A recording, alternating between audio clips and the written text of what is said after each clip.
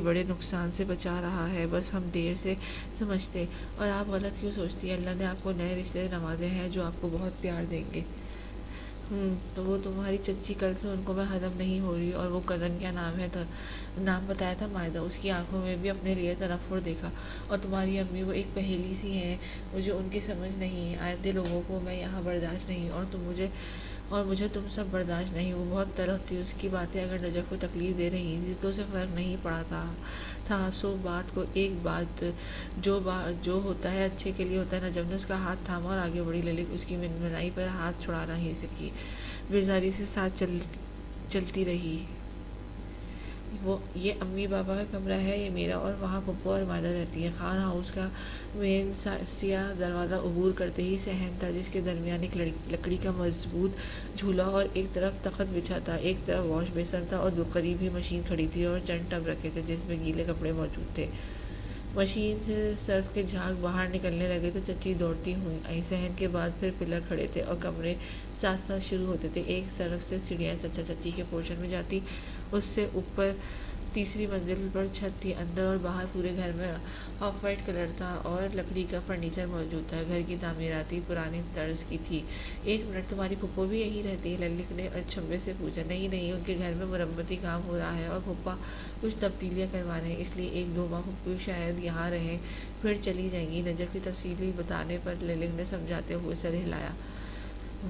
اور یہ کچن ہے۔ وہ اسے کچن کے پاس لے آئی۔ کچن دیکھ کر اس کی بھویں سے بڑھ گئی۔ اتنا چھوٹا! یا اللہ، میں کہاں پھنس گئی ہوں؟ للک بڑبڑا کر ہاتھ چھڑا کے واپس کمرے میں گھس گئی اور دروازہ اتنی زور سے بند کیا کہ باہر سب افراد دہل کر رہ گئے، اور زرغونہ بیگم کا پلر کے ساتھ کھڑا من پسندیدہ گلدان ٹوٹ کر زمین پر بکھر گیا۔ چچی نے اشارتاً کچھ باور کر کے شانے اچکائے۔ زرغونہ صبر کرتی رہ گئی۔ ابھی تو شروعات تھی، آگے نہ جانے کن آفت کی پرکارا بہو نے کیا کیا کرنا تھا۔ زندگی تجھے جتنا سہل سمجھا تو نے اتنا ہی مجھے رلا دیا۔ چار دیواری میں قید مسحری سے کمر ٹکائے ایک تصویر سینے سے لگائے وہ کافی دیر سے خیالوں میں گم تھی۔ کئی لمحے گزر گئے پر وجود میں حرکت نہیں ہوئی۔ نگاہیں جامد تھیں۔ سوٹ کیس بیڈ پر کھلا پڑا تھا۔ دوبارہ کسی میں ہمت نہیں ہوئی جو اس کے کمرے کے قریب سے بھی بھٹکتا۔ ایک رعب تھا یا خوف گھر والوں کے لیے بھی ہضم کرنا مشکل تھا۔ بی بی صاحب ان کے گھر میں بہو کی حیثیت سے موجود ہیں، البتہ نجف دوپہر کے کھانے کے لیے آئی تھی، جسے پھر للک نے غصہ کر کے بھیج دیا۔ یوشا صبح کا گئے رات 10 بجے چچا کے ساتھ واپس لوٹا تھا۔ گولڈ مارک پر ان کی کپڑوں کی دکان تھی۔ دونوں بھائی بیٹھا کرتے تھے، پر رحیم خان عمر کے تقاضے کی بنا دکان سے دستبردار ہو گئے۔ گھر کا خرچہ یوشا کی تنخواہ اور کریم چچا ہی اٹھاتے۔ پورشن الگ تھے کیونکہ نیچے مزید کمرے نہیں تھے، اور چوتھے پر جو تھے وہ چچی کو چھوٹا پڑتا تھا۔ کھانا پینا ساتھ تھا۔ یوں صبر و شکر کے ساتھ زندگی کی گاڑی چل رہی تھی، پر اب یوشا نوکری ہاتھ سے جانے کے بعد وہ پریشان ہو گیا تھا، اور یوشا کی ماں بھی دکان میں رحیم صاحب کا بھی حصہ تھا۔ فی الحال اسے دکان جانا بہتر سمجھا۔ فارن بننا اسے خود بھی پسند نہیں تھا۔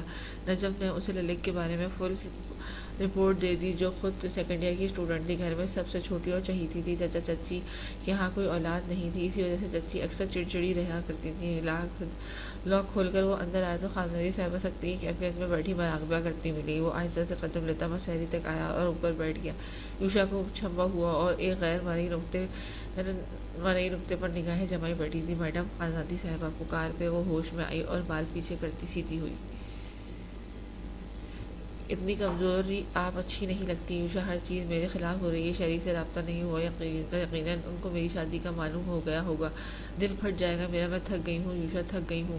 اپنی بے بسی پر خاموش رہ نہ سکی اور اپنے دشمن کے سامنے ہی زبان کھول دی۔ یوشا میں ہمت نہیں تھی جو حوصلے کے لیے اس کے کندھے پر ہاتھ رکھ دیتا۔ پھر اچانک وہ کھڑی ہوئی اور پلٹی۔ یوشا کا دھیان سوٹ کیس پر پڑا اور پھر جویلری کے بڑے بڑے ڈبے دیکھ کر اسے قدرے حیرانی ہوئی۔ ایک سونے کا سیٹ اس کے ہاتھ میں اٹھایا۔ یہ کیا ہے؟ آپ نے چوری رکھو اسے، یہ اپنے حق کی چیزیں ساتھ لائی ہوں۔ وہ کیسے وہاں چھوڑ آتی ہے؟ میری ممی کہے کوئی چوری کر کے نہیں لائی میں۔ اب کیا اپنی ماں کی چیزیں شریکوں کے ہاتھ لگنے دیتی؟ جھپٹ کر اس نے یوشا سے سیٹ لے کر ڈبے میں ڈالا۔ یوشا شرمندہ ہو گیا۔ میں حیران ہوں، آپ کو اس وقت ہوش تھا اپنا جو آپ زیور تک لے آئی؟ وہاں تو بڑے بڑے دعوے کر رہی تھی۔ اس نے سر کی پشت پر ہاتھ رکھا۔ پاگل آدمی، جوش میں ہوش کبھی نہیں ہونا چاہیے۔ میں پاگل دکھتی ہوں تمہیں؟ جو یہ چھوڑ آتی گھر میرے نام ہوتا تو میں اس کے پیپرز بھی لے آتی، پھر ایسے ان سب کو تگنی کا ناچ نہ جاتی، نہ لگ پتا جاتا۔ خیر میرے گھر نام ہوتا تو کسی میں جرت کہاں ہوتی یوں نکال پھینکنے کی، پر دیکھنا ٹٹر پروڈکشن کا حساب اللہ ہی لے گا۔ اللہ کرے واش روم میں پھسل کر گر جائیں اور سنہر پر چڑھیلے چمٹ جائیں۔ وہ اپنی ہانکیں جاری تھی، جلدی سے سوٹ کیس بند کر دیا۔ استغفر اللہ، اب لگ رہا ہے آپ وہی خاندانی ہیں، وہ کبھی گھاٹے کا سودا نہیں کرنے والی تھی۔ اگر یہاں رہ رہی تھی تو اس کی یقیناً کوئی نہ کوئی وجہ ضرور ہونی تھی۔ تمہیں کیا لگتا ہے میں ہار مان جاؤں گی؟ ابھی تو تمہیں سبق سکھانا باقی ہے۔ بات زبان پر آ گئی عشا کے گلے میں گھٹلی ابری۔ میرا کیا قصور؟ آپ مجھ سے اتنا چڑھتی کیوں ہیں؟ کیونکہ تم ڈرائیور ہو، للک خانزادگی کے ساتھ بالکل نہیں جچتے ہو۔ تمہارے اور اس کے درمیان آئے جس سے تم جلتے ہو، آپ کو کس نے سب کی بے عزتی کرنے کا لائسنس دیا ہے؟ اے لو، لائسنس کی کیا ضرورت ہے؟ میری زبان کافی ہے۔ بے نیازی سے شانے اچکائے گئے، زبان فراٹے بھر رہی تھی۔ وہ سوٹ کیس اٹھانے لگی جو کافی بھاری تھا۔ پتہ نہیں گھر سے کیا کچھ لے کر وہ آئی تھی، سوائے دو اہم چیزوں کے جو جلد بازی میں رکھنا بھول گئی تھی، اپنا لیپ ٹاپ اور دوسرا ڈریسنگ کے دراز میں رکھا کاجل۔ باقی جتنا ہو سکتا تھا اس نے سامان ساتھ رکھ لیا تھا۔ یوشا نے آگے بڑھ کر سوٹ کیس اٹھایا اور ڈریسنگ کے قریب رکھ دیا۔ وہ دیکھتی رہی، مسکراتے ہوئے پاس آئی۔ شوہر ہوں، اب تھوڑی عزت تو بنتی ہے میری بھی، وہ معصومیت سے بولا۔ خانزادی نے ایک نگاہ اس کے رفتے حلیے پر ڈالی اور گلے میں پڑی چین دیکھ کر پھر فون کھولا۔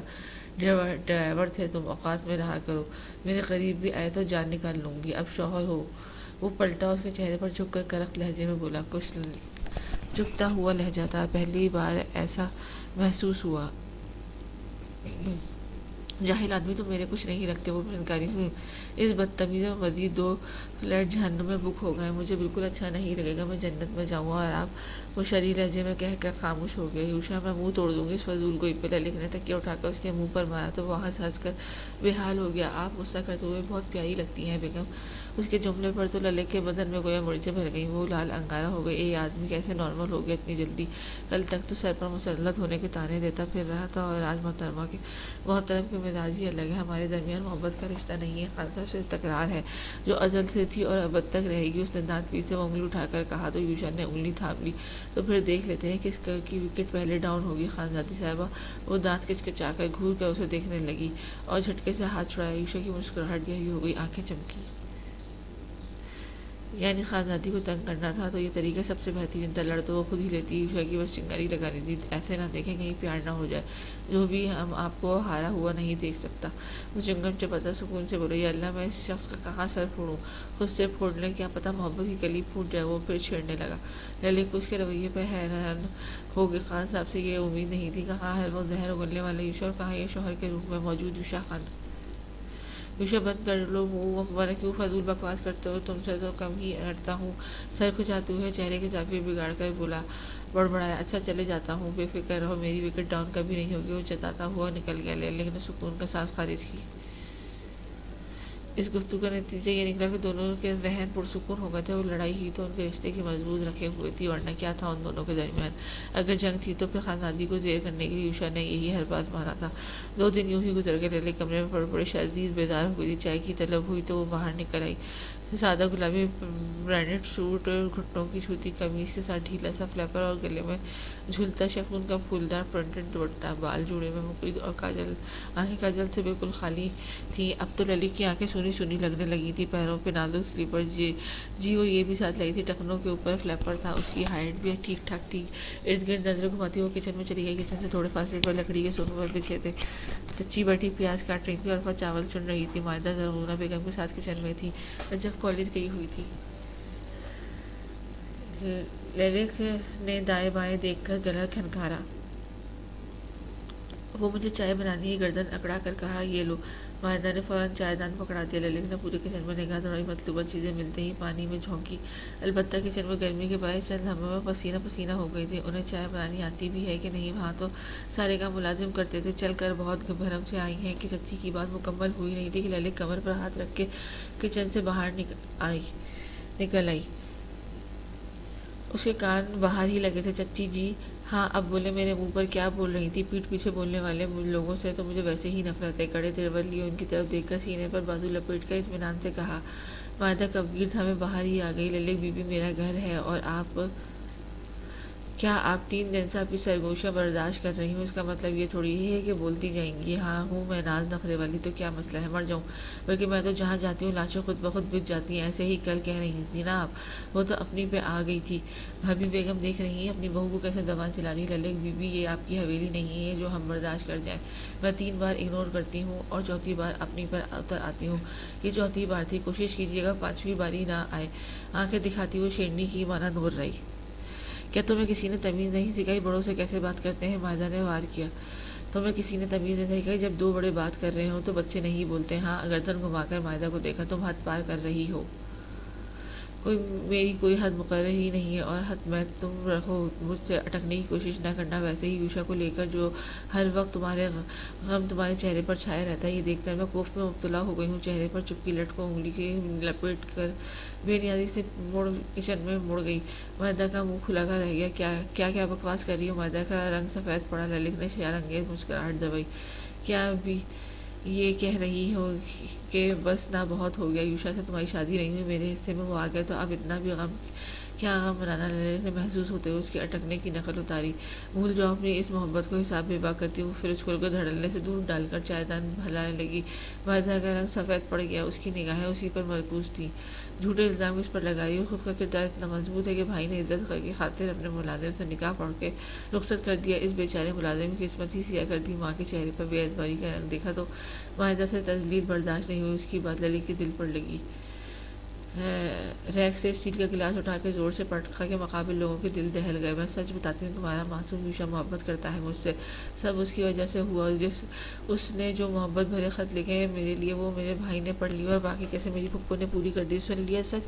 دروازے پہ کھڑے وہ الفاظوں پہ زور دے کر بولی۔ اس کے چہرے کے تاثرات بتانے کے قابل نہیں تھے۔ مائدہ کے چہرے پر کئی رنگ تیزی سے بکھرے جبکہ باقی سب سن ہو گئے تھے۔ میں یہاں لڑائی جھگڑا کرنے نہیں ہے، مجبوری میں نہیں ہوں، ورنہ اس ڈڑبے میں رہنا میرے لیے سب سے مشکل کام ہے، اور اس سے زیادہ مشکل کام یوشا کے گھر والوں کو برداشت کرنا۔ صرف یوشا جی کی خاطر برداشت کر رہی ہوں۔ میری زبان درازی کے قصے بہت مشہور ہیں، تو خیر رہنے دیتے ہیں۔ چچی مجھے آئندہ جواب دینے پر مجبور نہیں کیجیے گا۔ وہ مسکرا کر پلٹ گئی۔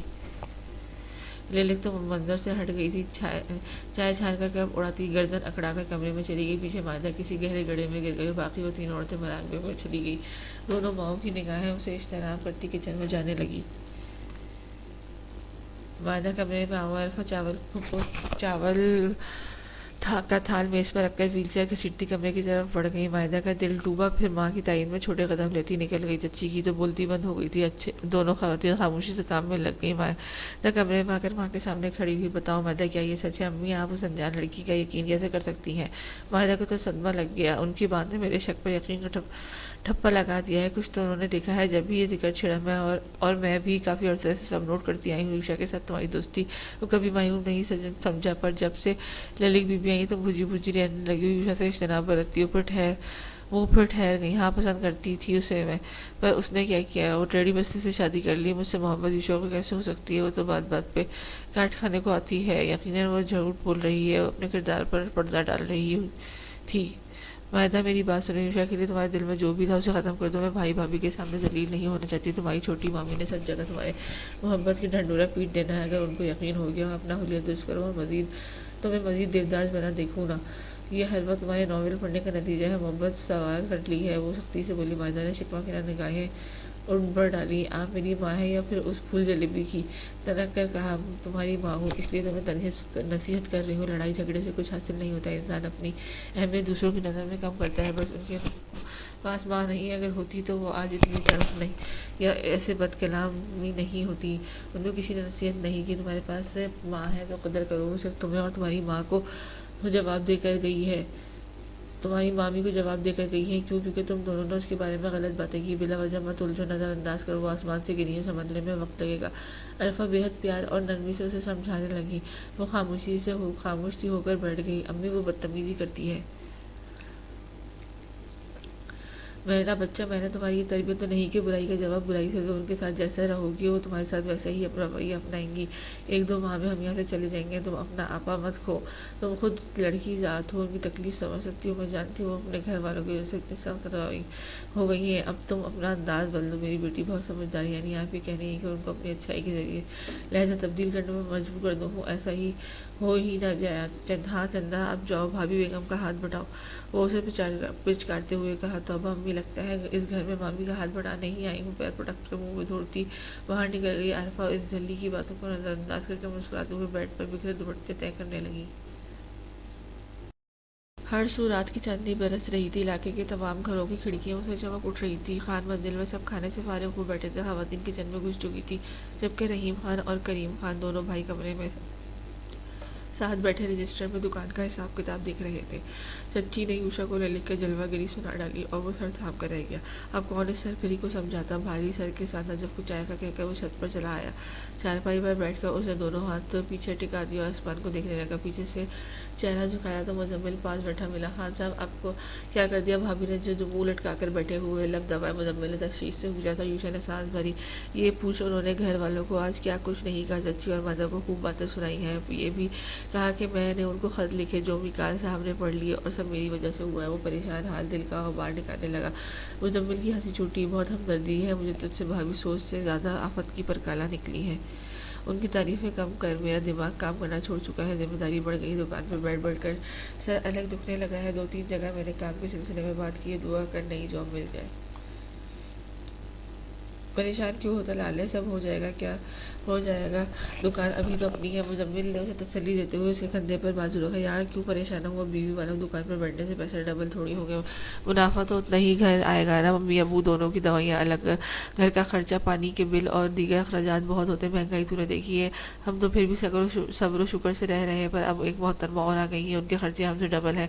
نیند کے خمار کی وجہ سے اس کی آنکھیں رگڑی، اس کے چہرے پر فکر مندی واضح جھلک رہی تھی۔ مزمل دھیمے سے مسکرایا۔ تو اتنا سیریس ہو جائے گا سوچا نہیں تھا، شادی کے بعد واقعی اچھے اچھوں کو تارے دکھ جاتے ہیں۔ مسئلہ ہمارا نہیں ہے، ہم تو رہ رہے ہیں اور رہ لیں گے، پر میڈم ان کا کیا قصور؟ مجھے بس ان کے لیے اچھا نہیں لگتا، میں واقعی ان کے قابل نہیں تھا، پتہ نہیں کیا سوچ کر نکاح کے بول دیے، جیسے پیچھے سونے کی دکان میرے ابا نے خود رکھی تھی جو خاندانی صاحبہ کی پوری ہو جائے گی۔ اب اس نے چہرے پر ہاتھ پھیرا تو بال ماتھے پر بکھر گئے۔ تبھی نجف چائے لے کر آئی۔ اپنے بھائی کو زہر دے دو، دماغ خراب ہو گیا ہے، بہکی باتیں کر رہا ہے، مزمل نے جھنجھلا کر کہا۔ وہ اسے سمجھا کر تھک چکا تھا۔ قسمت کو یہی منظور ہے، تم دونوں کا جوڑا اوپر آسمان میں بن گیا تھا، پر یوشا کو مجال ہے جو سمجھ آئے۔ لاکھ وہ للک کو جج کرتا، پر دل میں اس کے لیے بے حد ہمدردی تھی۔ تم لوگ میرا مسئلہ سمجھ ہی نہیں سکتے، خدا کی قسم شادی کے بعد سکھ چین اڑ گیا۔ کون سی منحوس گھڑی تھی جو میں اس کلب گیا اور نجف کی موجودگی میں وہ بات جاری رکھنے سے خاموش ہو گیا۔ کس نے کہا تھا پٹھان فن خان بننے کو؟ مزمل نے اکتا کر پوچھا اور اپنی بھاری بازو اس کے کندھے پر اٹھایا۔ نگاہیں چھت کے داخلی دروازے پر جمی تھی، پر ناکام لوٹ آئی۔ ابھی نظریں کی پیاس کسی دیدار سے کہاں بجھی تھی؟ کیونکہ میری شکل پر پاگل چٹیوں گدھا لکھا ہے۔ وہ بھی بڑبڑایا۔ یہ دیکھ، ادھر بھی بڑبڑایا۔ یوشا نے جھنجھلاتے ہوئے ایک بار دائیں کان پر پھر بائیں کان کی اور آخر میں ماتھے کی جانب اشارہ کیا۔ مزمل نے بھویں سے اڑ کر متلاشی نگاہوں سے سارا اس کا چہرہ دکھا ذرا۔ یہ دیکھ، تیری بھابھی کے 400 میل کے فاصلے پر بھی میری صورت پر لکھا نظر آ جاتا ہے، اور تجھے 1 فٹ سے نظر نہیں آ رہا۔ سلگتے ہوئے چائے کا کپ اٹھا کر اس نے لبوں سے لگایا۔ نجف دبی ہنسی ہنسنے لگی کہ ہاتھ دکھ گیا، اب بیچارہ لکھا ہے۔ جب مزمل ہاتھ پر ہاتھ مار کر جشن مناتے ہوئے بولا، کمینہ، اللہ کرے تیری کبھی شادی نہ ہو۔ لالیہ، ویسی بددعائیں تو نہ دے، مانا تیرا تجربہ بہت برا ثابت ہوا، پر میں میڈم جیسی لڑکی نہیں بیاہ کر لاؤں گا۔ نجف کھڑی ہنس رہی تھی۔ مزمل نے ایک نگاہ اس پر ڈالی اور پھر دروازے کو دیکھا، شاید وہ اوپر آ جاتی۔ میں تو کوئی سیدھی سادی سی لڑکی سے شادی کروں گا، یا اللہ وہ ملے ہی نہ، آمین۔ کل یوشا نے جل کر کہا۔ بیچارہ مزمل کے لبوں میں بے ساختہ پھسلا۔ کمینہ، غائب ہو جا بس، ورنہ یہاں گرم چائے انڈیل دوں گا۔ اس نے کپ ہونٹوں سے جدا کیے۔ بیچارے میڈم، ان کی نصیب میں ایک انگلا ڈرائیور آیا ہے، کیا قسمت پائی ہے تو نے۔ حور کے ساتھ لنگور جاتے ہوئے بھی وہ اسے جج کرنا نہیں بھولا تھا۔ یوشا نے پیر سے جوتا اتار کر اشارہ لیا، اس سے پہلے ہی وہ چھت کی دیوار پھیلا گیا تھا۔ نجف جو کھڑی دانت نکالی تھی، یوشا نے دانت پیس کر دیکھا۔ بھاگو چلو فوراً، رشتہ وہ چھیڑ کر بھاگ گئی۔ یوشا نے سر جھٹکا۔ اف، یہ ہے یوشا، نیچے چل۔ محترمہ کو آج جلا کر راکھ کرنا ہے۔ کیسے کہہ دیا یوشا ان سے محبت کرتا ہوں میں، اور ان سے محبت اتنے برے دن بھی میرے نہیں آئے۔ کلستہ کو کھڑا اور نیچے چل دیا۔ کب تک چلے گا یہ سب؟ وہ مجدور جو مسلسل شہریار کی تصویر دیکھ رہی تھی یوشا کی بات پر سر اٹھایا مسحری کی پائنتی کے پاس کھڑا تھا۔ پتہ نہیں محبت بھلا کیسے ختم ہو سکتی ہے؟ تمہیں پتہ ہے یوشا، میری زندگی میں صرف ایک مرد آیا جس نے مجھے سنا، میرا ہر درد پر مرہم رکھا۔ وہ جذبات کی شدت سے چور لہجے میں کہہ رہی تھی، اور مقابل کھڑے یوشا نے بیزاری سے کان کی لو مسلی۔ اور وہ معلوم ہے کون تھا؟ لیلک نے سر اٹھا کے بیزاری اس کی بیزار آنکھوں میں دیکھا۔ معلوم ہے وہ ممی ڈیڈی ہی ہوگا یقیناً، تو اس میں کون سی بڑی بات ہے؟ اگر مجھ سے بھی اپنے مسئلے شیئر کرتی تو میں سن لیتا۔ جلن کے باعث اسے اندازہ ہی نہیں ہوا کس انداز میں شکوہ اور طنز کر گیا۔ شٹ اپ، تم اس قابل ہو جو میں تمہیں اپنے بارے میں بتاتی؟ تنکتے ہوئے اس نے چلا کر کہا، آواز نیچی رکھیں، یہ آپ کی حویلی نہیں جو دور دور تک آواز نہ جائے، ادھر دیواروں کے بھی کان ہوتے ہیں۔ یوشا کا میٹر گھوما۔ لیلک تپش کے عالم میں کھڑی ہوئی۔ تو تم ہر بات میں شہری کو بیچ میں کیوں لاتے ہو؟ ان کے بارے میں ہر وقت زہر ہی اگلتے رہو گے تو میں خاموش نہیں رہوں گی۔ آنکھیں یوشا کے چہرے پر نگاہوں میں گاڑے چبا چبا کر کہا، اب اتنا بے غیرت نہیں جو اپنی عورت کے منہ سے کسی نامحرم کا نام سن لے، مسلسل سنے اسے واسطے کہ وہ اس سے محبت کرتی ہے۔ کراچی میں رہنے والا ہوں تو کیا پر ہوں تو ایک پٹھان، تو کوشش کیا کرے اس پٹھان کو غصہ نہ دلائے، کیونکہ غصے کی وقت ہمارا دماغ پھر کام کچھ برداشت نہیں کرتا۔ صفاقی سے اس کے چہرے پر جھکے ہوئے گرائے سفید چہرے پر خون چلک رہا تھا۔ لیلک نے دانت کچکچا کر اسے کندھے پر ہاتھ مار کر اسے دور دھکیلا۔ کرو غصہ اور دو طلاق۔ وہ زہریہ پن سے چیخی، میڈم ہمارا دماغ مزید خراب نہ کریں، ہم اگر برداشت کر رہے ہیں تو مزید نہ آزمائیں، یہ نہ ہو کہ پھر آپ کا نقصان ہو جائے۔ اس کے منہ سے طلاق کا لفظ سن کر یوشا نے خود کو ٹھنڈا کیا اور سنبھل کر بولا۔ لیلک پتھریلی نگاہوں سے اسے دیکھتے ہوئے، عذاب کر دی ہے میری زندگی تم لوگوں نے۔ وہ پھر بلند آواز میں چیخی اور مسحری پر ڈھہ گئی۔ یوشا کے جبڑے بھیج گئے، سرد نگاہوں سے اسے دیکھتا رہا اور کرسی کھینچ کر بیٹھ گیا۔ مسحری کے ارد گرد بھی وہ یوشا کو برداشت نہیں کرتی تھی۔ باہر سے یوشا نے 2 آبنوسی لکڑیوں کی کرسیاں لا کر رکھ دی تھی۔ آدھا گھنٹہ گزر گیا۔ یوشا کا گرم دماغ ٹھنڈا ہوا تو واش روم سے وہ فریش ہو آیا۔ کرتا اور شلوار میں مضبوط گلے میں پڑی چین بھیگ گئی تھی، اسے اتار کر اس نے ایک طرف رکھی اور آئینے میں اپنا عکس دیکھا۔ کیا برائی تھی اس میں؟ جو شہریار عالم سے بالکل مختلف تھا، پر ایک پٹھان تھا۔ بھلا پٹھانوں سے خوبصورت بھی کوئی ہوتا ہے؟ یوشا سوچتا رہا، پھر چین اٹھا کر واپس گلے میں ڈال لی۔ گیلے بال ماتھے پر اٹھا کر پیچھے کی گردن موڑ کر لیلک پر نگاہ ڈالی تو وہ آڑی ترچی سی اسی انداز میں لیٹی تھی، پیر نیچے لٹک رہے تھے، منہ تکیے میں تھا۔ سانس بھر کے یوشا نے اس کی جانب قدم بڑھائے۔ سیاہ ریشمی بال کسی آبشار کی مانند بستر پر پھیلے ہوئے تھے، گلابی رنگ اس کی رنگت پر خون اٹھ رہا تھا۔ سوتے ہوئے وہ انتہائی معصوم صفت لگ رہی تھی۔ اس سوچ پر یوشا کی آنکھیں اوپر چڑھ گئیں۔ موبائل ایک طرف پڑا تھا۔ لیلک کو جگانا مطلب شیرنی کو بیدار کرنا تھا۔ یوشا نے اس کو سوتے رہنے میں ہی عافیت جانی اور اس کا ایک پیر اٹھا کر بستری پہ رکھے اور درست کر کے لٹایا۔ نظریں اس کے سفید ململ سے گزار پیروں پر گئیں۔ بے اختیار لبوں میں مسکراہٹ امڑ آئی۔ سر جھٹک کر بیڈ شیٹ کی ہم رنگ چادر اس پر ڈال کے خود دوسرا تکیہ لے کر فرش پر لگے پیچھے قالین پر لیٹ گیا۔ دل میں ملال اٹھ رہے تھے جنہیں وہ بار بار دبانے لگا۔ آج وہ کافی تھکا ہوا تھا۔ ذہنی سکون اس کا بالکل غرق ہو گیا تھا۔ نہ گھر میں سکھ تھا نہ باہر۔ وہ اسی تھکان اور خمار کے باعث لیلک سے بھی منہ ماری ہو گئی، پر کہاں خانزادی تو خانن کے آگے دب جائے گی۔ وہی خاموش رہنے میں عافیت سمجھتا، سکون میں ڈوبے ہوئے کونی موڑ کر بازو آنکھوں پہ رکھے سونے کی تگرداؤں میں لگ رہا تھا نیند بھی کہاں کچھ دیر بعد مہربان ہو گئی۔ مائدہ کون ہے؟ دروازے کی دست پر مائدہ دروازہ کھولنے گئی تھی۔ 2 منٹ بعد جب واپس نہ لوٹی تو عرفا نے نماز لگا کر پوچھا، باقی سب کاموں میں مصروف تھے؟ اتوار کا دن تھا، بچے گلی میں خوب ہلہ ڈالے ہوئے بیٹھے تھے۔ کوئی نہیں ہے، بس جس نے موبائل لینے آیا ہے۔ مزمل کو آنکھیں دکھا کر اس نے پوچھا تو چہرہ موڑا اور گھبراہٹ پر قابو پایا۔ مسئلہ کیا ہے؟ اب دفع کیوں نہیں ہو رہے ہو؟ مسئلہ آپ ہے، مزمل دروازے پر جھولتا ہوا بولا۔ مائدہ نے بھوری آنکھیں چھوٹی کی اسے دیکھا۔ دوپٹہ سر کے اوپر پلو سے اس کے ہاتھ کی مدد سے آدھا چہرہ چھپایا تھا۔ مسئلہ میں نہیں، تم خود ہو، کیوں میرے پیچھے پڑ گئے ہو؟ یہ سراشی کہ کیا بھوت 2 دن میں نکل جائے گا اگر میں نے اپنے ابا سے شکایت لگا کر تمہاری ٹانگیں نہ توڑوائیں۔ حلوہ پوری کی تھیلی سے جھپٹ کر وہ بولی۔ مزمل اطمینان سے ہنسا۔ اچھا تو نا چیز پیروں پر چل کر آتا ہے، اب سر کے بل چل کر آئے گا۔ اس کی آنکھوں میں محبت ناچ رہی تھی اور مائدہ کا سر گھوم رہا تھا، عجیب ہی پاگل چکر پیچھے پڑ گیا تھا۔ یوشا کو بتاؤں گی میں تمہاری یہ کرتوت دھمکانے لگی، شاید دھمکی کام آ جائے۔ یوشا نے اپنے مسئلے بہت ہے، کہاں ان مسئلوں میں پڑے گا، بس آپ ہاں کرے گا سب سے، میری امی کل ہی رشتہ لے کر آئی تھی۔ اس کی بات سن کر آنکھیں پھیلنے اور غصے کے مارے چہرہ سرخ پڑ گیا اور دھڑا مزمل کے منہ پر اسے دروازہ بند کر دیا۔ لفنگا پیچھے پلٹی تو نجف کمر پہ ہاتھ رکھ کے شرارتی نظروں سے اسے گھور رہی تھی۔ یہ کیا ہے تمہیں؟ چہرے پر برہمی لائی کہا۔ کیا کہہ رہے تھے مزمل بھائی؟ تجسس۔ کچھ نہیں، وہ حلوہ پوری دے کر گیا ہے، شاید مامی نے منگوائی ہو۔ گھبراہٹ چھپاتی فرار ہوئی اور پیچھے نجف نے ہنسی کا گلا گھونٹا۔ سب مجھے بیوقوف سمجھتے ہیں پر کسی کو نہیں معلوم اس گھر میں سب سے تیز کان میرے ہیں۔ بڑبڑا کر اٹھلاتی ہوئی شانے اچکا کر وہ صحن میں مجھے جھولے پر بیٹھ گئی۔ سفید چھت پر لٹکا پنکھا تیزی سے گول گول گھوم رہا تھا، اس کے باوجود وہ گرمی سے بہلا رہی تھی۔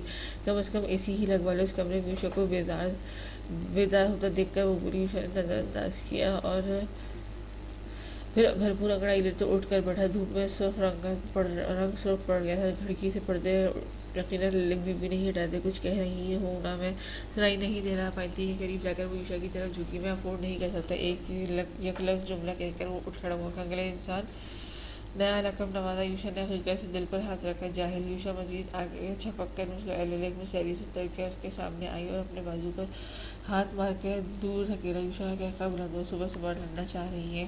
دیکھ لیں، عادت پڑ جائے گی۔ میری شرارت سے کہتا وہ قریب ہوا۔ تمہاری باتوں سے مجھے رتی برابر فرق نہیں پڑتا، میں تمہیں اپنا شوہر ہی نہیں مانتی۔ وہ اپنی ڈٹائی سے بولی۔ یوشا نے اس کی کلائی تھامی، لیلک نے کھال جالی ماری نگاہوں سے اسے دیکھا پر اسے جیسے فرق نہیں پڑا اور اسے زبردستی ساتھ گھسیٹتا آئینے کے سامنے لا کر اپنے برابر کھڑا کیا۔ چند لمحوں کے لیے وقت رکا تھا، پیچھے موجود آوازیں، وہ شور و غل سب میوٹ پر چلا گیا تھا۔ یوشا خان اور صرف للک خزاندی کے عکس تھا منظر میں۔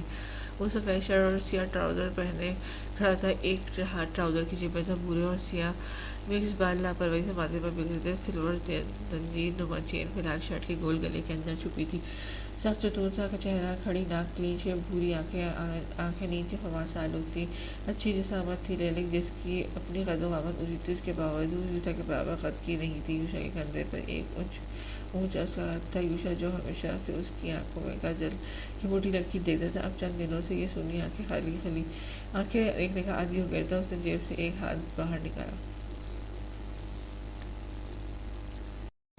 بتائیں کیا کمی ہے مجھ میں؟ آپ مجھے شوہر تسلیم نہیں کر سکتی؟ سینے پر ہاتھ باندھ کر وہ اس کی جانب گھومے۔ لیلک نے توقع سے اسے دیکھا، پھر آہستہ ہنسی۔ تھوڑی باڈی بنا لیا تو کیا لگتا ہے میں امپریس ہو جاؤں گی؟ خیر تمہیں غلط ثابت کر دوں۔ پہلے تم سے یہ نفرت پتہ ہے کیوں ہے اتنی؟ تم میری خواہشوں کے قاتل بن گئے۔ غلط بات کہہ رہی ہیں۔ یوشا نے فرق نہیں پڑا۔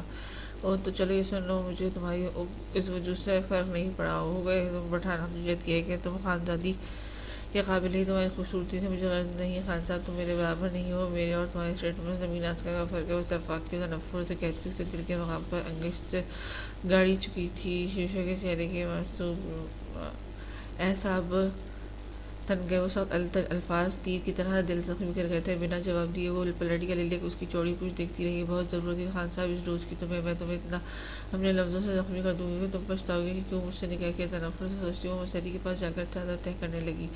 سوچنے کو انسان سوچے کہ یہ نفرت، یہ دل کی لگی آگ کہاں سے بھڑکی تھی تو جواب یہی آئے گا کہ اس رات جب خاندادی کا نکاح خان سے ہوا تھا۔ سنو، یوشا صبح صحن کے طاق پر بیٹھا، دونوں گھٹنے برابر کر کے آگے کو ہو کر بیٹھا تھا اور توجہ موبائل پر مبذول تھی۔ آج دکان بند تھی اور اسے کہیں سی اور جگہ جاب کی آفر ملی تھی۔ لیلک کو آواز پہ بہرا بنا دیا تھا، بنا بیٹھا رہا۔ اب روٹھی ہوئی محبوبہ بن کر کیوں بیٹھے ہو؟ تمہیں پتہ ہے میں ہی ہوں بہت بری، برداشت کر لو یا چھوڑ دو۔ اس کے ہاتھ سے ہتھیلی تخت پر جما کر بڑی فیروزی رنگ کی مہنگی کرتی پہن رکھی تھی۔ اس کا لباس اس گھر کی تمام عورتوں سے منفرد ہوتا تھا۔ اس کی ڈریسنگ دیکھ کر بے اختیار دل میں اس جیسے لباس کی چاہ بڑھ گئی تھی۔ بال کھول کر کمر پر چھوڑے ہوئے تھے اور دہنی کندھے پر آڑی باندھ کے ادھر ڈھلک رہے تھے۔ خوبصورت ہونٹوں پہ فی الحال چپ تھی، اس کی آنکھیں یوشا پر مرکوز تھیں۔ اس کی نظر انداز کرنے پر غصہ پیتے ہوئے موبائل جھپٹا۔ کچن کے دروازے کے پاس کھڑی مائدہ دور سے دونوں کو دیکھ رہی تھی۔ وہ آئی تو کچن میں گلاس رکھنے تھی پر مائدہ کے دل کے ہاتھوں میں اس نے دوبارہ دونوں کی طرف دیکھا۔ دل میں ایک ٹیس اٹھی، دونوں اتنے مکمل لگ رہے تھے، ساتھ بیٹھے جچ رہے تھے۔ خفا خفا سا وہ کان اور ناک پر غصہ لیے وہ آن بان شان رکھنے والی خاتون تھی جس کو پہننے اوڑھنے پر ذرا فرق نہیں آیا تھا۔ لیکن مائدہ کی نگاہیں خود پر مرکوز کی تو شرمگیز مسکراہٹ لبوں پر آئی اور تھوڑا یوشا کے قریب ہوئی اور دور سے لگ رہا تھا وہ یوشا کو منا رہی ہے۔ میں نے کہا نہ چھوڑ دو یا برداشت کر لو۔ یوشا کو ڈھیٹ بنا دیکھ کر چپا چپا کر اور تھوڑی پکڑ کر اپنے سامنے کی یوشا چونک کر پیچھے وہ دونوں کی نگاہیں آپس میں ٹکرائی۔ چھوڑ ہی تو نہیں سکتا، برداشت کر رہا ہوں، بلکہ آپ کا کل دل میری طرف سے صاف ہو جائے۔ اکھڑے تیور لیے وہ لیلک نے صبر کا گھونٹ پیا۔ یوشا میری جان بات تو سننا۔ اب کی بار ہاتھ یوشا کے کندھے پر رکھا۔ مائدہ نے ضبط سے آنکھیں میچ لیں اور یوشا کی جانب مائدہ کی جانب اٹھی۔ لمحے میں وہ میڈم صاحبہ کا ڈرامہ سمجھ گیا۔ آپ بالکل اچھی اداکارہ نہیں ہیں، بتائیں کیا چاہتی ہیں؟ جو مجھے حقیر فقیر کے پاس آنا پڑا۔ کرتا جھاڑ کر وہ کھڑا ہوا، وہ قرر درست کیا۔ لیلک خان نزاکت سے اٹھی اور بال پیچھے اڑ دیے۔ لنچ کیا؟ گھامڑ زبان سنبھال کے۔ اوکے خان صاحب، مجھے آج باہر لنچ کرنا ہے، میں مزید گھر کا کھانا نہیں کھا سکتی۔ چلو باہر لے کر چلو، ورنہ پیسے دو، میں خود چلی جاؤں گی۔ ہتھیلی اس کے سامنے پھیلایا کہا تو یوشا نے بیزاری سے سانس بھری۔ میں تو کنگا انسان ہوں، کیسے کسی مہنگے ریسٹورینٹ میں آپ کو لنچ پر لے جاؤں؟ تو کڑے تیور لیے اس تخت پر واپس بیٹھ گیا اور ٹانگ پر ٹانگ جما کر ہلانے لگا۔ لیکن دانت پیچھے، مجھے پتا ہے تم نے بھی کنگال نہیں ہو یوشا، چلو ورنہ میں خود چلی جاؤں گی۔ ہاں چلی جائے، ویسے وہاں سے اپنے ساتھ پیسے نہیں لائی۔ وہ بھی خود سے عہد کیے بیٹھا تھا کہ للک کا خون صحیح کی طرح سے جلا کر حساب برابر کرے گا۔ گو ٹو ہیل، میں رحیم بابا کو بتاتی ہوں ابھی جا کر دوپٹہ منہ مٹھی میں پیچھے وہ تیزی سے پلٹی۔ یوشا ہڑبڑا کر کھڑا ہو گیا۔ اچھا چلیں۔ وہ منہ مسل کر وہ کھڑا ہو گیا۔ للک کے ہونٹوں پہ فاتح کے مارے مسکراہٹ پھیل گئی۔ اچھا، وہ تو چپلوں سمیٹ کر تیار کھڑی تھی۔ ایسے تو میں آپ کو کہیں لے کر نہیں جاؤں گا، بیوی ہے آپ میری، بہن پردہ کریں یا پھر باہر نکلیں گی۔ للک کے آگے بڑھتے ہی وہ سامنے آیا۔ للک نے الجھن سے اسے دیکھا۔ اچھا دوپٹہ سر پر اوڑھ لیتی۔ جلدی سے اس نے روزی دوپٹہ سر پر۔ یوشا سانس بھر کے رہ گیا۔ اٹھے، ابھی آتا ہوں کہہ کر اندر چلا گیا۔ للک بھی خاموش تھی۔ ان کے گھر کے لیے کچھ دیر کے لیے اس قید سے رہائی تو نصیب ہو رہی تھی، اور یوشا اس کے بدلے تیور پر دل میں اسے داد دے رہا تھا اپنے مطلب کے لیے۔ کیسے اس کی زبان سے پھول جھڑ رہے تھے۔ مائدہ کچن میں گلاس رکھ کر واپس نکل رہی تھی۔ یوشا سے تصادم ہوتے بچا۔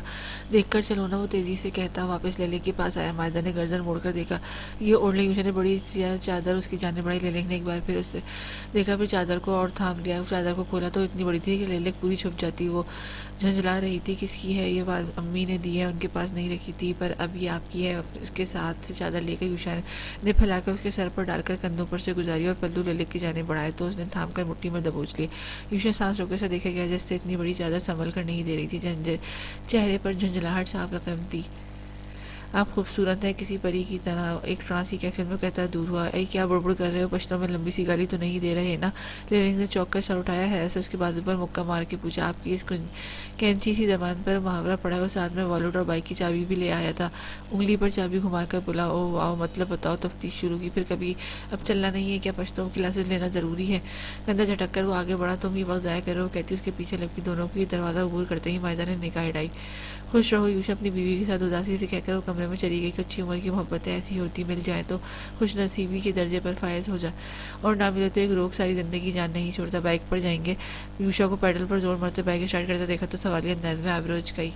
تو کیا آپ کے لیے ہوائی جہاز لے کر آؤں؟ ٹیکسی کر لو، رکو اوبر کر لیتے ہیں۔ میں بائک پر نہیں جاؤں گی، وہ بدک کر بولی۔ ہر بات میں آپ کو مسئلہ ہوتا ہے، میں خود بھی کمپرومائز کر لیں، آج جا کر کہا۔ اور کتنا کمپرومائز کروں؟ بیٹھے ابھی بائک اسٹارٹ ہو گئی تھی۔ یوشا نے آج تک بائک پر نہیں بیٹھی ہوں، اب کیا ان 2 پہیوں کی سواری پر مجھے بٹھاؤ گے؟ یا صحیح رکشے میں چلتے ہیں، 3 پہیوں کی سواری اس سے بہتر ہوگی۔ گردن دانے للک کی طرف موڑی۔ للک کی شکل اس وقت دیکھنے لائق تھی۔ یوشا دیکھ کر محسوس ہوا، یار بیٹھ جائے، ہمیشہ میرے ساتھ گاڑی میں سفر کیا ہے، بائک کی بھی عادت ڈال لیں، آنکھ دبا کر کہا۔ للک نے اس کی بات پر غور نہیں کیا۔ بھوک زوردار قسم کی لگی تھی، بس وہ جلد از جلد اپنی من پسند چیز کھانے کی خواہش مند تھی۔ اپنی انا پر لعنت بھیج کر ڈرتے ہوئے بیٹھ گئی۔ کندھے سے تھام لیں مجھے ورنہ گر جائیں گی، وہ سپاٹ انداز میں بولے۔ للک میں ماتھے پر بل آئے۔ سب سمجھ رہی ہوں، میں گھر آ کر بتاؤں گی۔ وہ بھی ابن ڈھیٹ پوزیشن میں سیٹ کر کے یوشا کے پکڑے بغیر بیٹھی، البتہ بائیں ہاتھ پیچھے لگے ہینڈل پر جما لیے تھے اور بڑی مشکل سے اس نے 4 میٹر کی چادر سنبھالی تھی۔ یوشا نے جیسے ہی ایکسیلیٹر پر زور دے کر بائک آگے بڑھائی، للے ایک جھٹکے سے اس کی پشت سے لگی۔ یوشا میں گر جاؤں گی سہم کر اس نے یوشا کا بازو تھاما، نہ چاہتے ہوئے بھی خان صاحب کے لبوں پر مسکراہٹ آ گئی۔ آرام سے بیٹھ جائے، میں گرنے نہیں دوں گا، بھروسہ نہیں کیا مجھ پہ؟ وہ نرمی سے بولا۔ 1% بھروسہ نہیں کیا؟ پتہ جان چھڑانے کے لیے بائک سے گرا دو تو پھر میں لنگڑی لولی کیا کروں گی؟ ہاں شکوہ کے انداز میں کہا۔ یوشا ہنس دیا۔ یار نہیں گرنے دوں گا، اس کی طرف گردن موڑے کہا۔ للک نے سہم کر سر ہلایا۔ چلو محترمہ کسی چیز سے تو ڈرتی ہیں، دل میں سوچا۔ پھر اس نے بائک کی سپیڈ ہلکی ہی رکھی۔ للک کے خوف کا اندازہ اس کی یوشا کی شرٹ دبوچنے سے لگایا جا سکتا تھا۔ یوشا تو الگ ہی مسحور ہو گیا تھا۔ ویسے یہ اتنی بری سواری بھی نہیں۔ للک نے آسمان کی جانب سر اٹھایا۔ گاڑیاں قریب سے تیزی سے گزر رہی تھیں۔ جب کوئی بائک قریب سے گزرتی ہوئی یوشا کے بازو پہ گرفت بڑھا دیتی اور پیر مزید سمیٹ لیتی۔ آپ کو مزہ آ رہا ہے؟ تیز ہوا کی بدولت آنکھیں سکڑ رہی تھیں۔ کھلی ہوا بہت اچھی لگ رہی ہے، پر مجھے لگ رہا ہے میں پھسلنے لگی ہوں۔ یوشا بائک رکو چلا کر بولی تو یوشا نے جلدی سے بائک ایک طرف لگائی۔ وہ نیچے اتر کر واپس سیٹ پر بیٹھی۔ یوشا کو کچھ عرصے پہلے کا واقعہ یاد آیا جب اسی سڑک پر وہ للک کو ڈینٹسٹ کے پاس لے گیا تھا۔ کہاں کھو گیا؟ چلو اب وہ اس کے کندھے پر ہاتھ مار کے وہ بولی، نہ آپ کی زبان قابو میں ہوتی ہے نہ آپ کے ہاتھ، دونوں ہی مجھے چوٹ پہنچاتے ہیں۔ وہ کندھا ٹوٹ گیا میرے نازک ہاتھ سے۔ بھویں سکڑ کر وہ کاٹ کھانے والے انداز میں بولی، 2 منٹ چپ کر کے بیٹھ جائیں بس اب۔ وہ ذرا غصے سے بولے تو للک ہاتھیں ماتھے پر چڑھا کر خاموش ہو گئی۔ یوشا میں گر گئی تو تم مجھے یہیں چھوڑ کر بھاگ تو نہیں جاؤ گے؟ کبھی آزما کر دیکھ لے گا۔ یوشا کو اپنے ساتھ پائیں گی نہیں جانتا تھا کہ کس خیال کے تحت اس نے پوچھا، پر صبر یوشا نے بڑی سادگی سے جواب دے کر اسے خاموش کروا دیا تھا۔ وہ للک کو اسی ریسٹورنٹ میں لایا جہاں وہ اکثر دوستوں کے ساتھ آتی تھی۔ ہمیشہ وہ بڑی سیاہ گاڑی میں اتر کے مکمل اطراحت کے ساتھ اندر بڑھا کرتی تھی۔ اب حالات بے حد مختلف تھے، پر فرق کسے پڑتا تھا؟ آرام سے اتر کر بے زاری سے چادر کو سنبھالے وہ یوشا کے ہمراہ سیڑھیاں چڑھتی گئی۔ یوشا نے کانچ کا شیشہ دھکیل کر دروازہ کھولا اور اندر بڑھا۔ للک کے اندر آتے ہی دروازہ بند کر دیا۔ للک نے سکا سانس لیا، ارد گرد نگاہیں دوڑائیں۔ ہوٹل کا انٹیریئر خوبصورت تھا۔ پنک اور لائٹ پنک کلرز دیواروں کو رنگے ہوئے تھے۔ جگہ جگہ ٹیبل کے اوپر لیمپ نما لمبی پیلی لائٹس لٹکی ہوئی تھی۔ کرسیاں سفید رنگ کی اور ٹیبل کا کلر سیاہ تھا۔ وہ مخصوص یونیفارم میں ویٹرز ارد گرد گھوم رہے تھے، چادر سنبھالتے ہوئے۔ دائیں بائیں دیکھا، 1 منٹ شہری نگاہوں میں ٹھہراؤ ہوا۔ للک کی سرگوشی پر یوشا کو چونکا اور پھر اس کی گاہوں کے زاویے میں دیکھا تو چہرے پر ناگوار تاثرات بکھرے اور پھر لمحے میں خوشگواری۔ شہریار یہاں ہے؟ پر یہ لڑکی کون ہے؟ لیکن لڑکی کی تیز نگاہوں نے دائیں جانب لڑکی کے قریب لگی ٹیبل پر 2 لوگوں کے ساتھ بیٹھے دیکھا۔ ایک تو شہریار عالم تھا، اسے پہچاننے میں وہ کیسے غلطی کر سکتی تھی؟ پر ساتھ لڑکی بھلا کون تھی؟ تو بہن تو کہیں سے نہیں لگ رہی۔ یوشا نے سر کے پیچھے ہاتھ رکھ کر سکون سے شوشہ چھوڑا۔ تو کیا انسان دیکھ کر پہچان جاتے ہیں ان کی رشتہ داری؟ اور تنک کر بولی، اس کی آنکھوں میں محبت دیکھ رہی ہیں، اس کے انداز میں یہ آپ کو بھی دیکھتا ہے؟ فلرٹی انسان۔ جیب میں ہاتھ پھنسائے ہوئے لاپرواہی سے کندھے اچکاتے ہوئے ہنکارا، شٹ اپ، بکواس نہیں کرو شہری، ایسے نہیں ہے۔ وہ آنکھیں دیکھا قبول نہیں کر رہی تھی، پھر نگاہوں میں بے یقینی اتری۔ اس شخص نے اس لڑکی کے ہاتھ پہ ہاتھ رکھا، پھر ہاتھ تھامے ہی سلش پینے لگا۔ کتنے لمحے گزر گئے، ہاتھ نہیں چھوڑا اور وہ لڑکی کس قدر محبت سے اسے دیکھ رہی تھی۔ للک کو تو گویا سانپ سونگھ گیا۔ وہ لڑکھڑا تھی کہ بر وقت یوشا نے بازو سے تھام کر سہارا دیا۔ مجھے تو پہلے ہی پتا تھا یہ ممی ڈیڈی صحیح آدمی نہیں، پر آپ نے کہا میری سنی؟ یوشا ناگواری سے کہتا۔ للک کو حالت کی مد نظر رکھ کر زیادہ کچھ بولنے سے پہلے ہی خاموش ہو گئے۔ للک نے خود کو چھڑایا، گہری سانس لی۔ نمی جو وجود میں گھلنے لگی اسے اندر انڈیلا۔ کسی نے ایک بار پھر آسمان سے زمین پر لا پٹخا اور آنکھوں پر سے بے اعتباری کا پردہ ہٹایا۔ چھوڑوں گی نہیں میں اس کمینے کو، پورا لڑاکا تیار ہے کی مانند وہ اس کی ٹیبل کی جانب بڑھ گئی۔ یوشا نے سر پیٹ کر اس کے دیکھا اور پیچھے لپکا، پر رکنے کی غلطی نہیں کی، وہ رکنا چاہتا بھی نہیں تھا۔ اس وقت یوشا خان سے زیادہ خوش کوئی انسان نہیں ہو سکتا تھا۔ لبوں پر عجیب سی مسرور مسکراہٹ رقص کر رہی تھی۔ بے شرم کمینے انسان، میں تمہاری محبت میں سوگ منا رہی ہوں، تم دوسری محبوبوں کے ساتھ بیٹھ کر یہ ٹھنڈے جام پی رہے ہو، کیا لگا؟ للک کو دھوکہ دے کر سکون سے رہ لوگوں ٹیبل کے قریب پہنچ کر غراتے ہوئے اس نے دونوں ہتھیلیاں زور سے ٹیبل پر ماری۔ شہریار، وہ سفید شرٹ جینس والی لڑکی ہڑبڑا کر کھڑی ہو گئی۔ تو تم یہاں کیسے بیٹھ کر بات کر لینے سے تماشا کیوں بنا رہی ہو؟ شہریار اچانک اس کے دھمکنے پہ حواس پہ قابو پانے لگا۔ دیگر کسٹمرز ان کی جانب ہی متوجہ ہوئے۔ کوئی بات نہیں کرنی، مجھے سب سمجھ گئی ہوں۔ شوہر وقت پر آنکھوں پہ سے پردہ ہٹ گیا۔ شہریار عذاب بنا دوں گی تمہاری زندگی. یوشا اس کا منہ توڑ دو اور انگلیاں بھی توڑ دو جن انگلیوں سے یہ مجھے میسج کرتا تھا, بلکہ سب سے پہلے زبان کھینچ نکالو جن سے اس نے میٹھی میٹھی 3 سال باتیں کی. نفرت ہے سے شہری کو دیکھا. 3 سال تک جتنے جذبات تھے سب لمحوں میں ختم ہو گئے. 3 سال سے اب کہنے والا سفر آج تم پر ختم ہو گیا تھا. کیا اتنا آسان ہو گیا تھا؟ اب او بی بی تم کیا کھڑی مجھے تاڑ رہی ہو؟ یہ جھوٹا مکار ہے, تمہیں بھی دھوکہ دے رہا ہے. میں ہی کھوتی تھی جو اس کی چکنی چپڑی باتوں پر یقین کر بیٹھی. دیکھو موبائل کھول کر میرا نام نکالو, سارے میسیجز تمہیں مل جائیں گے. آپ کیا فضول باتیں کر رہی ہیں شہریار, میرے کزن ہے اور بہت جلد ہماری شادی ہونے والی ہے. وہ پریشان لڑکی گڑبڑا کر بولی. لیلک نے خونخند نگاہ سے شہریار کو دیکھا, یوشا کے پیچھے کیا.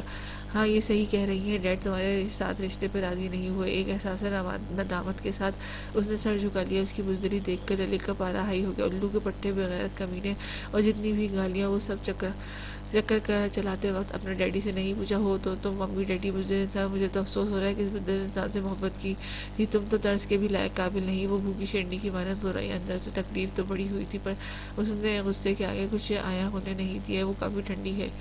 کافی کی جانب اشارہ کرتے اس لڑکی سے پوچھا جس نے ڈر کر فوراً سر ہلایا. نارمل ہے. گڈ. لیلک نے کپ اٹھایا اور ساری کافی شہریار کے ہاتھ پر چھلکاتی ہوئی دونوں کی آنکھیں ابل آئیں. پاگل ہو گئی, ذہنی توازن بگڑ گیا. اچھا ہوا میں پہلے ہی تم سے بچ گیا. اس کی شرٹ اور ہاتھوں دونوں کافی کے داغ کے زیر اثر تھے.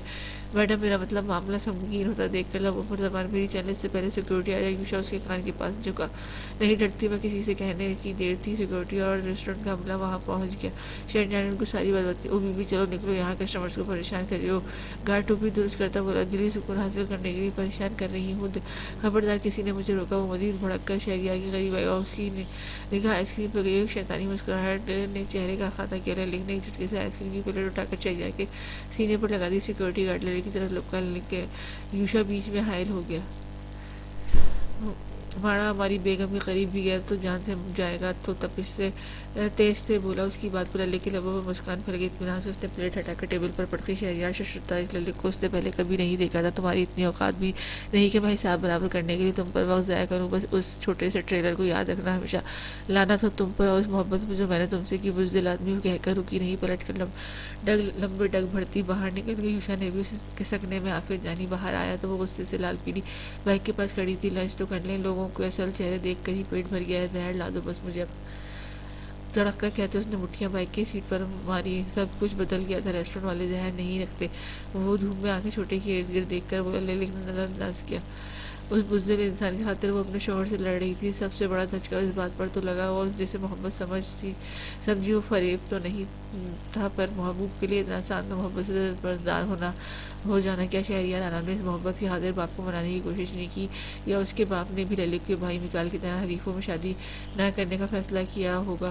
نقصان تو صرف خاندانی کا ہوا نا. سب سکون سے جی رہے ہیں. تنہا تو بس وہی رہ گئی. بات پہ چڑچڑاپن اس لیے لگ گیا تھا. اس کے گھر میں واپس نہیں جانا چاہتی تھی. پھر بھی سر چھپانے کے لیے وہ اور کوئی جگہ نہیں تھی. خوش ہو رہے ہوگے نا. تو بہت اہانت کے مارے وہ چہرہ نہیں اٹھا نہیں پائی. افسوس ہو رہا ہے کہ اس خانہ خراب کے بچے کے لیے اپنے آپ گھر والوں کے سامنے کھڑی ہو گئی تھی. اور ایک وہ یہ ہے جو اپنے باپ کا قائل نہیں کر سکا. اور مردانگی دیکھو کیسی دوسری لڑکی کے ساتھ بیٹھ کے شادی کی پلاننگ کرا. یہ بھی نہیں جانتی آپ کے وہ 3 سال تک آپ سے باتیں کرتا آیا وہ سچی تھی.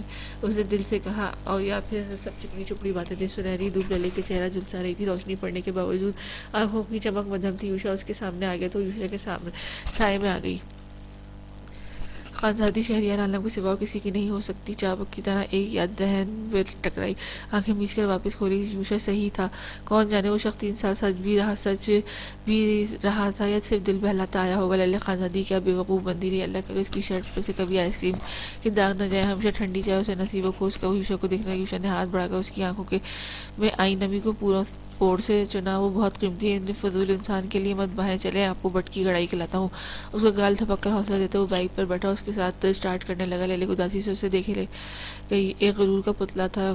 لمحے میں زمین بوس ہوا تھا. یوشا کوئی عظیم ترین انسان لگا تھا جس نے لیلک کی ہر جوابی کارروائی, ہر ناقابل برداشت بات اس لیے سن کر اگنور کی یا پھر برداشت. افسوس اس بات کا تھا کہ شہری کی وجہ سے یوشا سے بدگمان رہی. دونوں کے درمیان تعلقات کبھی اچھے نہیں رہے. دونوں ہی ایک دوسرے سے چڑھتے تھے, پر بلا وجہ کا اس نے شہریار کی وجہ سے یوشا سے بیر پال لیا تھا. ایک عجیب سی نفرت. تم مجھے تانے نہیں دو گے کیا؟ پورے راستے وہ خاموش تھی، کھانا بھی خاموشی سے کھایا۔ واپسی میں اس سے سوال کیا، یوشا نے سر ہلا کر نفی میں کی تو اسے چپ لگ گئی۔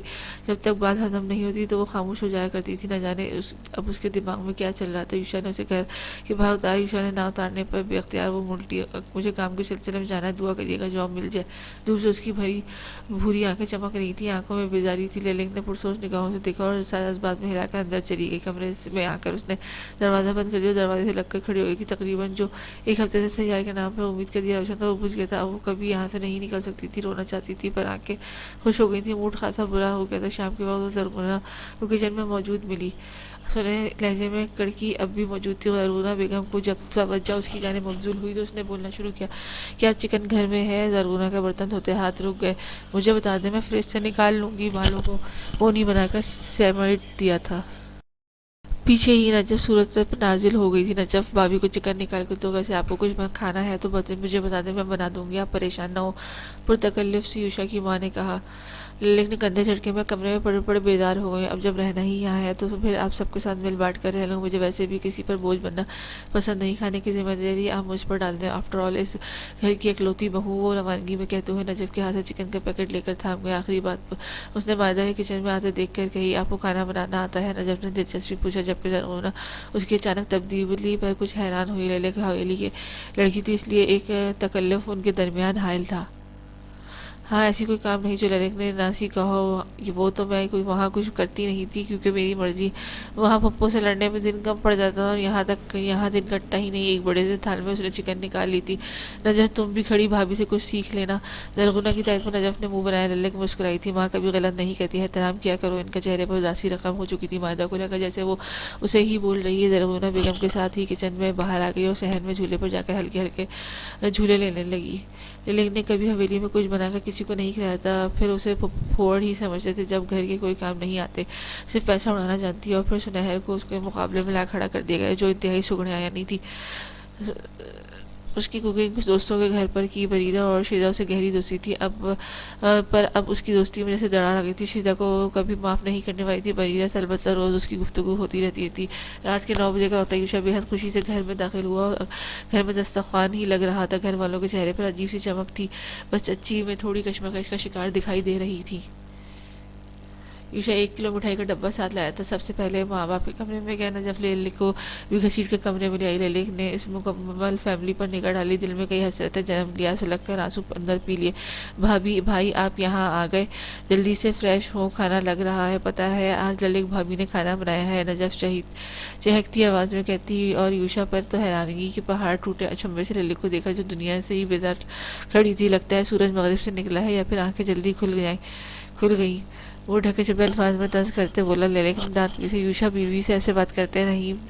رحیم صاحب جو مسری سے ٹیک لگائے بیٹھے تھے سیدھے ہوئے۔ لیلک نے آنکھیں مٹکا کر طنز دیا اسے دیکھا۔ معذرت، میں تو مذاق کر رہا تھا، خیر ایسی خوشخبری ہے، مجھے 2 جگہ جاب مل گئی ہے۔ شوہر میں سے اس نے مٹھائی کا ڈبہ ماں کی جانب بڑھا دیا۔ وہ نہال ہوتی آگے بڑھی اور اس کا ماتھا چوما۔ مبارک ہو بہت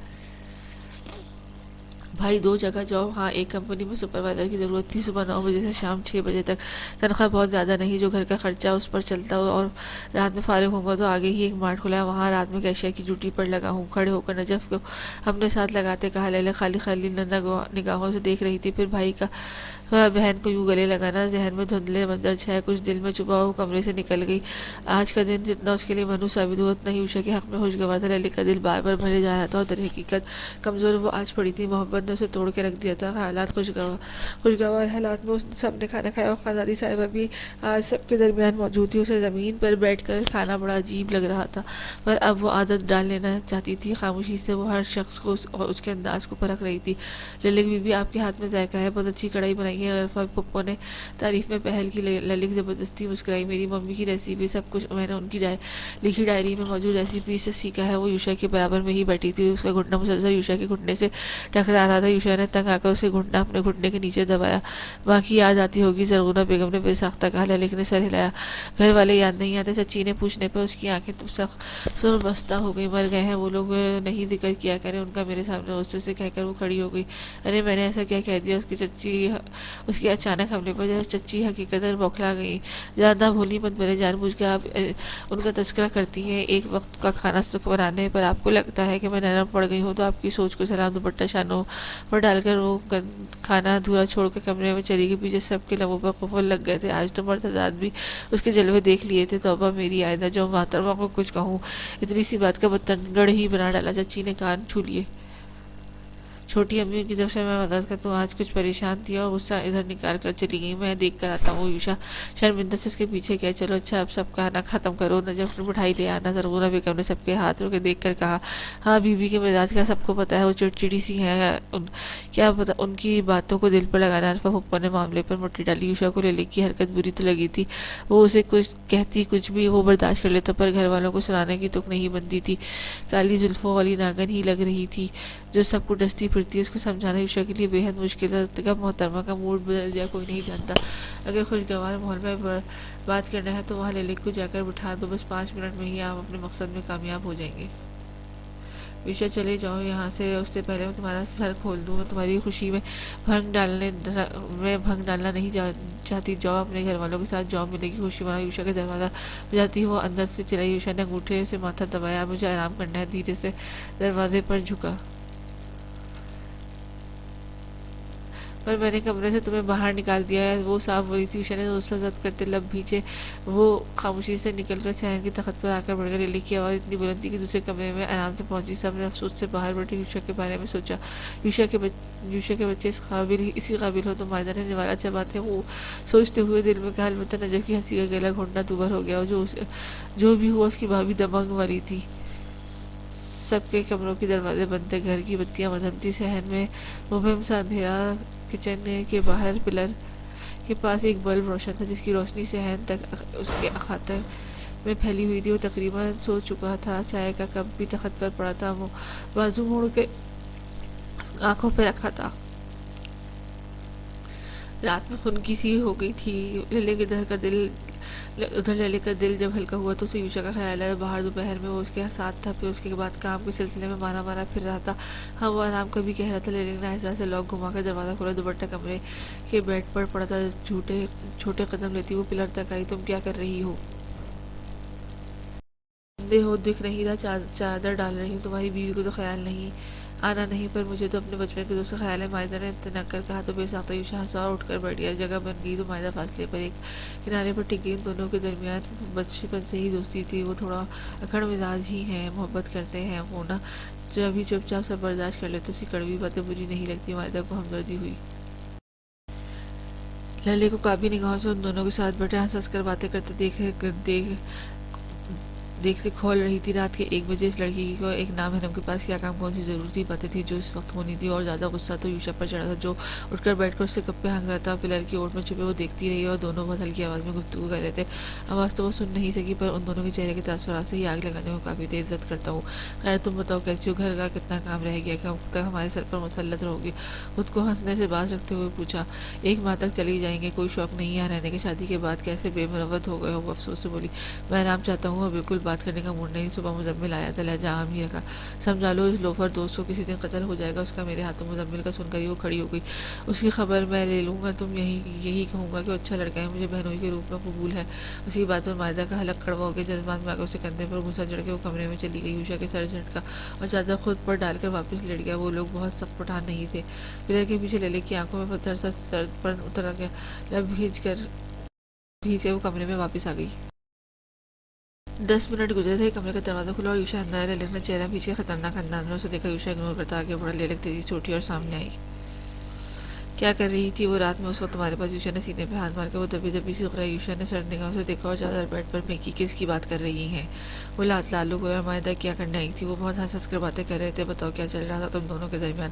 اس کا گریبان پکڑ کے اپنی جانب کھینچا۔ چادر دینے آئی تھی، دوست ہے میری اور کچھ نہیں۔ اپنے دماغ سے خدا کے واسطے یہ خناس نکال دیں، ہر دوسرا بندہ آپ کو غلط ہی لگتا ہے۔ لیلی کے ہاتھوں پر گرفت جمائی اور جھٹکے سے اپنا گریبان چھڑایا۔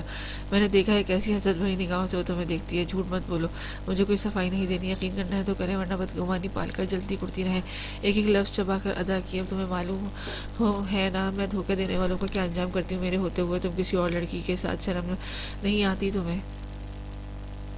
شٹ اپ، بند کریں یہ بکواس، اور خود میرے نکاح میں ہوتے ہوئے شہریار کے نام کی کردار لگائے بیٹھی تھی۔ تب آپ کو شرم نہیں آئی؟ 3 سال تک یوشا کی بات ادھوری رہ گئی۔ للک کا ہاتھ اٹھا تھا اور پھر ہوا میں رک گیا تھا۔